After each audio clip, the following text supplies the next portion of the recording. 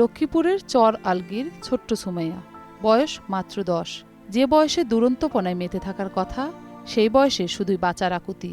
মরণব্যাধি cancer তার রঙিন শৈশবকে কেড়ে নিয়ে তাকে ঠেলে দিয়েছে এক অনিশ্চিত অন্ধকারে।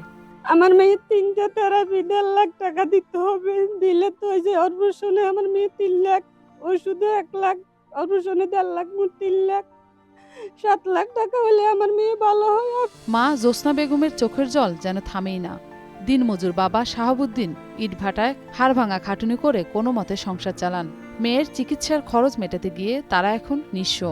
চিকিৎসকরা জানিয়েছেন, সঠিক সময়ে উন্নত চিকিৎসা পেলে সুরাইয়া আবারও স্বাভাবিক জীবনে ফিরতে পারবে। এই 6 মাসে আমার 7,20,000 টাকা গেছে। আমার পরিবারের আমি কিস্তি লইছি 1.5 লাখ, আমার স্বামীর বেচা দিল 1.5 লাখ, আমি মানুষের সহযোগিতা করি লইছি, সুদের উপর লইছি 1,80,000 টাকা।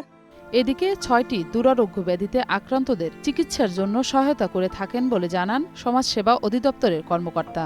এই দুরারোগ্য 6টি রোগে আক্রান্ত সকল সেবা গ্রহীতা গ্রহণেই এই সেবাটা পেয়ে থাকে। আর এই সেবার পরিমাণ হচ্ছে এককালীন 50,000 টাকা। আপনারা সুনির্দিষ্ট ডাক্তারি রিপোর্ট সহ আমাদের সাথে যোগাযোগ করবেন, আমরা আমাদের সর্বাত্মক সহযোগিতা করব আপনাদেরকে এই সেবাটি পেতে। সুমাইয়াকে আবারও তার প্রিয় স্কুলের আঙিনায় পা রাখতে পারবে? উত্তরটা এখন সময়ের এবং সবার সহমর্মিতার অপেক্ষায়। মৌসুমী মৌ, গ্রিন নিউজ ডেস্ক।